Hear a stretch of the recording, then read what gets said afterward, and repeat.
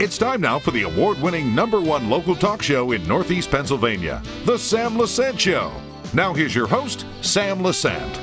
Well, welcome everyone to the Sam Lesante Show. Remember, my friends, November 5th, very important day. Please vote. But before you go to vote, know who the candidates are. You know, you've been hearing me sing this song for years. Know who they are. Don't vote for someone because you like them or you dislike them or whatever. What have they done? What can they do for you? Because these people that we put in office affect our lives. We are seeing it every day. My guest today is no stranger to the show, is Dane Watro. He is the state legislator for the 116th district, to tell you what he's done and what are some of the things he plans to do when he returns. Dane, how are you? Very good. Thank you for having me on your show once again. It's always a pleasure being here with you. It's always a pleasure having you, Dane. You know, I was, and I want you to repeat, because the last time you were on the show, I was really impressed of your background, okay? And, you know, because you're very quiet. You don't like to brag about that, but you're not quiet when you come to the state of Pennsylvania. Tell me about your background again. Yeah, so right after high school, I felt the need to serve, and I wanted to do that in armed forces. I have a whole host of members of my family that was involved with the military, enlisted in the military, so I wanted to go down that same path. I had a passion for it growing up, and so I went ahead and did that. Spent 4 years in the military, active duty, and got out shortly after 9/11 happened, and we all know, I'm sure you knew where you were exactly, the exact time that plane hit the first tower, as many of us do, and my patriotic spirit began to whisper, and I felt a need to enlist back in the United States Army. I did so, leaving my wife and my first daughter, she was 5 at the time, to go ahead and enlist and be deployed. And at that time, shortly after Iraq kicked off, and that's where I was deployed to, is Baghdad, Iraq. What did you do in Iraq? Yeah. Come on, talk about it. That was a unique mission. I'm very honored to have been selected to serve and guard high-value detainee Saddam Hussein during his first year of captivity. You actually saw Hussein, right? Yeah, we were this close to each other. My mission was to protect him and make sure that he got his fair day and trial, and rightfully so, he paid. How did that make you feel, knowing that you had such a person? Yeah, such an elite mission. I felt honored that the government selected me out of the few soldiers that were on that mission. I just felt like that this is something not to take lightly, and serve with dignity, and make sure that he was alive and be able to have his time in court, and have his people find him guilty, which they did. Yeah. It's interesting because for those people who have been affected by the Iraq War, I know a good family friend who lost their loved one over there.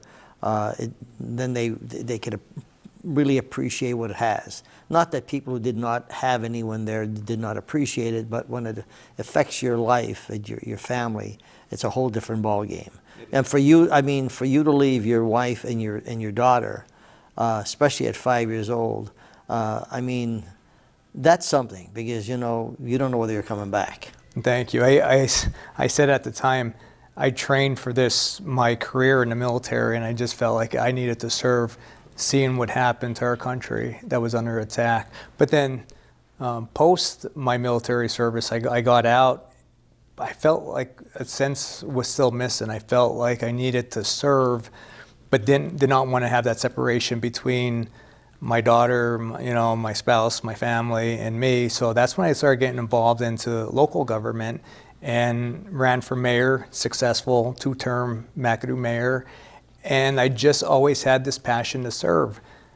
Fast forward through 8 years of being the mayor, I was coming off my term, and that December 31st, I'll never forget it.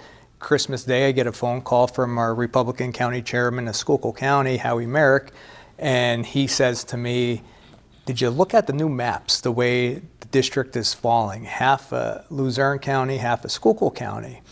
And I said, "Mr. Chairman, they're not really. See, I'm just still trying to accept the fact I'm not going to be able to serve and figure out how I'm going to do this in the capacity of being in Klein Township, because I didn't seek re-election as mayor. And the reason is because my wife and I, we had moved out of the borough. Took a look at the maps, and everything looked like it was a seat that I could win and be successful in. Had a tough primary 2 years ago. It was a 6-way primary. I got through that, and then I had a general in November. I ran against the opposite side of the political side that I'm on, and I was successful there. So these 2 years was an absolute honor to serve at such a high level as a state legislator. I always had the military up here as far as service to country and service to people, and I do have to say, being in this seat and allowing the people to let me serve them in this 116th legislative district, it's right here. My service in the country and service to the state, it's something I have such a passion and want to continue to do past this November election. You know, the sad thing that I see happening is that all of the good politicians, and I remember a friend of mine said, good politicians make for good government, okay? But when you see what's happening in terms of the lies and the deceit and the mud that's being thrown, and it takes that, you know, people are just like, they're fed up, okay? And you don't want to get thrown into that arena, okay, that you don't care, and then it's all lies and it's all that. So that's why I'm always a person in looking at substance. And I don't care whether you're pink, blue, orange, doesn't make any difference to me. And it really doesn't, if you're a good, solid person, you have to be Democrat, that's a different story, okay? Unfortunately, I don't see that with the platform that the Democrats have. That's my opinion. But I know a lot of great Democrats, and you work with them, okay? But when you're looking at running for office, and I tell the viewers, every day of their lives, they're being affected by people that like you who are in office, because you make decisions, and we'll talk about some of the things that you've done and how they affect me, all right? And for the likes of me, Dane, I've done over 6,000 shows, all right? I've met a lot of people. I think I mentioned this in the last show. A lot of phonies, a lot of real people. And there's a lot of real people like you that really want to help, all right? Doesn't that discourage you sometimes when you see what you see on television, and particularly with the commercials that are so untrue and they just lie to the people? Yeah, I think we're all over it at this point. Run off your record, run what you have accomplished in your life, and run on the things that you want to accomplish. Being a legislator, you know, state, and I don't want to speak on a federal level, being a congressional member, but getting bills passed is not an easy task. It takes compromise of the opposite party, whether you're a Democrat, Republican, it doesn't matter. You have to work together. But back to your statement, yeah, people are over it. They're hurting. Grocery store, inflation, the cost of living. People can't do it anymore. Stop with the nonsense on the commercials and everything else, and let's focus on helping the people here in Pennsylvania. Do you get a lot of that? I mean, people as a state, that they come up to you like they come up to my wife and I, and they just say, I had a person up here at the Laurel Mall says, you know, Sam, it's funny. They try to, you know, they're trying to tell me how great I'm doing. They try to tell me how great the economy is doing. They're trying to tell me how energy costs are going down, but I don't see it. I'm paying more for things that I've never realized, okay?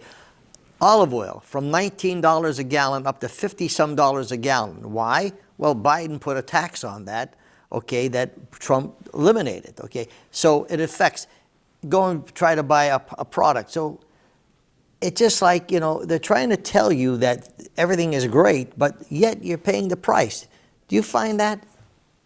Yeah, bingo. I think you hit the nail on the head. I was just in the grocery store not long ago, a couple of weeks in the ground beef section, and a woman, she was with her child, picked up a 5-pound sleeve of ground beef she wanted to buy.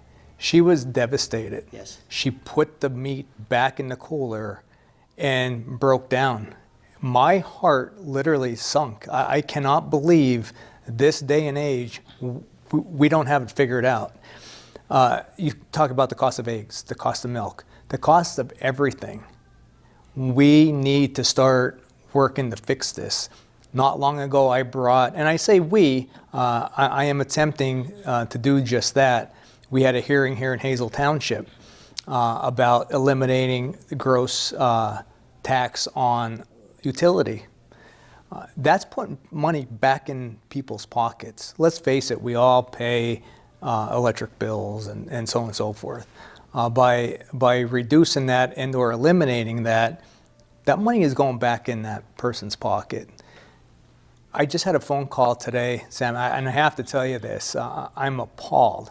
I was speaking to a local business owner, and they told me, well, he's a car dealer and sells cars, buys cars, takes them to the auction. Says, yeah, it's getting a little bit better that used car prices were 9%, 10% interest. Now it went down 0.5%. It's more, that's way high. That's wrong. Yeah. That people, they need a vehicle. They got to get to and from work, transportation, whatever, run around with their family. They can't afford it. But this person told me they're seeing an increase now in people starting wanting to buy. But it's not where it should be. Yeah, it's high. The trick that they use, that I've seen throughout years, okay, I'm a little bit older than you, is that what they do is as the inflation goes up, okay, because they caused the inflation. With the last 4 years, I mean, who caused it? We know who caused it. But they'll raise it up to, like, say, $20. It was $9.99. So then what happens, Dane, they knock it down $5. And they say, you see, we're reducing inflation. You see, we reduced the energy cost, okay? They're still clobbering you, okay? But the propaganda that's out there, and you're fighting the propaganda. Why, I have no idea why the media, the liberal media, is doing what they're doing, because they're only affecting themselves. Do you find the same thing? Yeah, absolutely. And it's to the point now where I sit as a state legislator, and a state legislator is to go and craft a bill to help people. And that bill was crafted, and I co-sponsored this bill to eliminate the gross tax on utility tax. Unfortunately, my colleagues across the aisle did not run this bill. We had a hearing here in, like I said, Hazel Township at the Commons building, and we had testifiers. I had a senior citizen testify. I had a mother of 3 testify, hearing how they're struggling. The senior citizen that testified explained to us up on the panel that were taking the testimony that she has friends that could not afford their prescription drugs. Tons of them. That's Dale, not good. Tons of them like that. Not good. Yeah. But yet, if you're illegal and you come in, and here again, these are facts. Talk to these seniors out here. You've been up here at the mall with all the events you have up here. Standing in line, trying to get health care, they're pushed aside. They go to the grocery store, they can't buy what they want, but yet people who are illegal are getting away with murder, okay? Now, you say, well, Sam, you're not being fair. I'm being fair. I think we should help everybody. But the people who worked all their lives, should they get punished? No. People are struggling, and we need, and I say we, it starts with us as legislators to make sure this gets done and approved for our people who are out there struggling. And I hope it's going to happen soon. I hope it happens this November. We talk about, you heard me open saying that we need people who are qualified. Okay. Now, what's your experience when you were in mayor? You were out there, you had a feel. Now you become a freshman legislator. Now, freshman legislators, you get things, but what you have accomplished in 2 years as a freshman legislator is just absolutely fantastic, okay? And I'm not just saying that. Tell them what you've accomplished, one of the most important bills that are out there. I'm very proud of that bill, being a military guy and a huge advocate of first responders. And I say I am a huge advocate of first responders because at some point in our life, one of us, or all of us, I should say, we're going to need that ambulance. we're going to need that fire truck. We're going to need these services. Maybe we haven't had it yet, but we're going to need it at some point. And my bill is saying that these service members, no matter what branch, Navy, Air Force, Army, Marines, Coast Guard, if they're qualified to be in the medical profession, an EMT, a first responder, a paramedic, unfortunately the Commonwealth never identified their training and gave them the certification. They would have to go to school all over again. Now my bill, it was House Bill 404, was approved and signed by the governor that these service members getting out, their credentials are going to be reviewed by the Department of Health here in the Commonwealth and certified within their area of medical first responders, paramedic, EMT, so on and so forth. So that's huge. And my bill, I'm very happy to announce, was approved in the House of Representatives. Every 200 plus members of the House voted yes on that bill. Every 50 senators in the Senate voted yes, and the governor signed it. So that's a huge accomplishment. Oh my God! How long did it take you to put that bill together? Months, a month. But it was a struggle and a fight, and say, hey, this is a good bill. Then I had people coming to me within Harrisburg saying, nah, I don't know, it's going to be a little questionable. But you just keep on driving and driving and driving. And that initiative and passion that I have for this bill is the same passion I have to help our senior citizens out. Our seniors and our veterans need the help, and they need it now.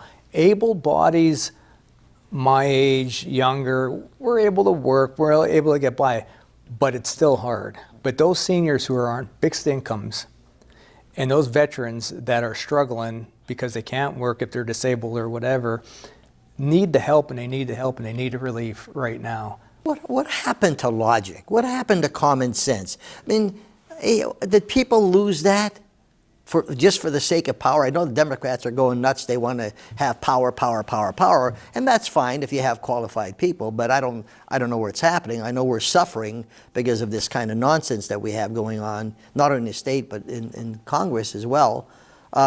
What happened to common sense? Yeah, sometimes you get caught up down there, and I'm going to say Harrisburg, and with your party. And one approach that I have as a state legislator that's been very helpful to me is I always vote my district. I always vote what the majority of people want back home in my district. And then, overall Pennsylvania, how is it going to help Pennsylvania and my district? And then there's room to compromise. If it doesn't hurt, my district, if it helps Pennsylvania, but far and foremost, if it doesn't, hurt my integrity, my values, and things that I believe in, is what I look at. See, you have a conscience. Yeah. See, you have to go to bed at night. You have to look at your children. You have a faith, okay? And you'll find most people who are radicals don't have a faith, okay? They're off the wall, and you wonder. I pray for those people. I really do. I pray for those people every day because I think they need help. Friends, I'm talking to Dane Watro, who's the current legislator for the 116th District. My friends, facts are facts. Look at the facts. Don't vote for someone because he's a nice guy, she's a nice person. What are the facts? Just keep in mind, when you go to that grocery store and you go through pay your utilities, and when you're buying things and you find the package is shrinking, okay, there's a reason for that. Be very careful when you're voting this November 5th. We'll be back right after this.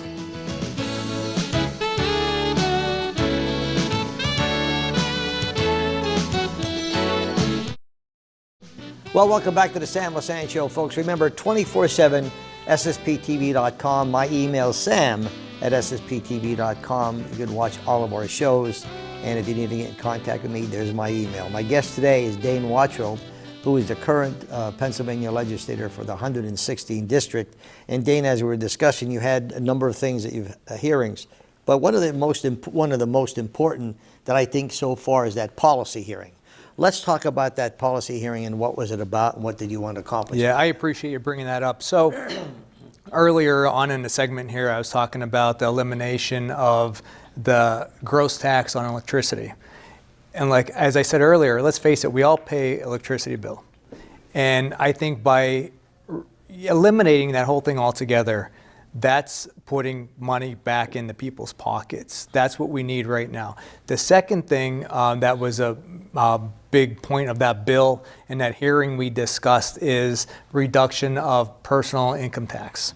Okay, those two things in general. As I said, seniors are a priority for me, veterans, but also the working class, the working people. They need some relief as well. And by reducing that personal income tax down to 1.5%, say, you're really truly helping the working people.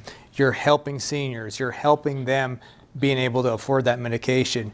You're able to help that lady that I seen with her child in the grocery store be able to buy that ground beef. You're putting money back in the people's pockets, Pennsylvanians' pockets. So are you getting any resistance to that? Yeah, resistant. I'm going to say yes, and the resistance that my colleagues across the aisle have yet to run that bill. Why? I don't know. It's because it's politics, and they're playing politics with Pennsylvanians, with the people, and I just can't figure it out. You talk about House Bill 300. They're more worried about talking about House Bill 300 than putting money back in Pennsylvania's pockets. Sam, this is the part that I am passionate about. I get very frustrated with some of my colleagues down there because these are the issues we should be talking about, not these issues that don't matter. This is the important issue right now. People are struggling. I'm concerned. Winter's coming. What happens with winter? That electric bill, they're turning up their heat if they have electricity. Their bills are going to be astronomical. Coal, a lot of people around here still have coal. Oil. We need to step in right now, and if this bill is not ran by the end of the session calendar year, which is November 30th, we only have a few session weeks left. Do they come out, when I was a debater, I did both sides, okay? Do they come out and say to you, Mr. Watro, look, I'm not for this, and this is why I'm not for that? What are the reasons why they're not for that? Yeah, that's a really good question. I could sit here for the next 2 hours and talk about stuff, but no, the communication, it lags, unfortunately. Do they say to you specific, no. Sam, I can't do this, okay, because it seems like they all swallow the same pill, or either they're being controlled by the Democrat executive committee or whatever, okay, and they all follow the same path. We're all for abortions, kill as many babies as you can, and tell women that we're going to protect the reproductive rights, and the Democrats and the Republicans are going to do away with Social Security, and the same nonsense you hear all the time, and how they brainwash. But are they saying to you, this is a bill that I think is perfect for everyone in the state of Pennsylvania, not only for your district? Do they say, Dane, this is bad because it's going to affect this, it's affect that? No, I haven't heard any bad. Just no. Just no.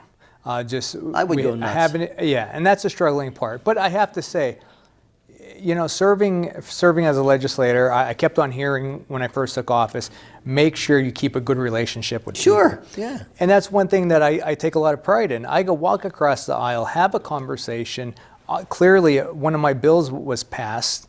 And the good thing is that I have a good relationship with our state senator. Senator Argel.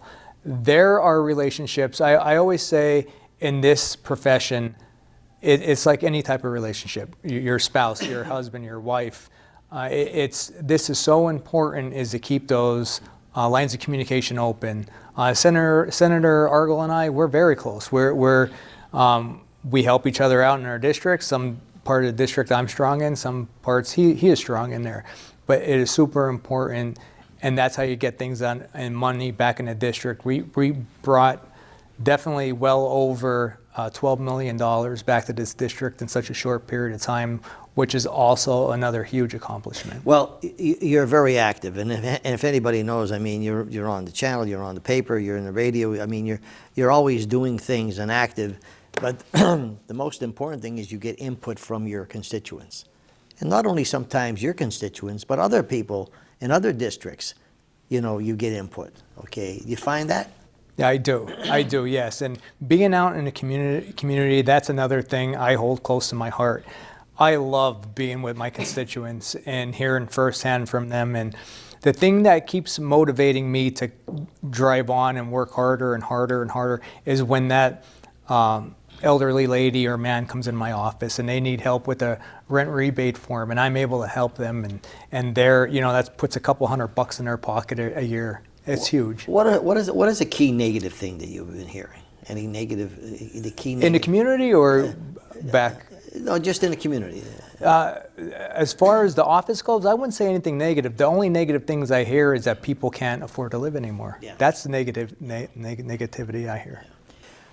Dane, you're running again for office, for re-election. Tell our viewers why they should re-elect Dane Watro to the 116th Pennsylvania legislature. Sure. Thank you for this opportunity once again. I have to say, it's an absolute honor to serve. These last 2 years I had to serve in your seat as your state representative, and I look forward to another 2 years. One thing I hold very near into my heart is a service to our community and service to the people, and I feel like I have accomplished that. I will continue to fight hard and think about every vote that I cast down in Harrisburg you will be on my mind, you'll be my first thought, and I will work towards reducing the cost of when you go to that grocery store, when you have to dish out a ton of money. That will always be a thought in my mind as I take my vote, is how this is going to affect you back home. And once again, it's an absolute, the highest honor for being able to serve in your seat here as a state representative. Well, we wish you the best as well. I wish everyone the best, and I hope we're getting to a point in our country where the people could see all the nonsense and eliminate the nonsense. And whether you're a good Democrat or a good Republican, vote for the person that's affecting your life, because my God, the country's in a mess. It's in a mess, and if people don't see that, then there's something wrong. Wish you the best. Thank you, Sam. Okay, friends, the Sam Lesante Show, sam@ssptv.com. Facts are stubborn things, my friends. Facts are stubborn things. But make sure you vote with your conscience November 5th. We'll see you next time.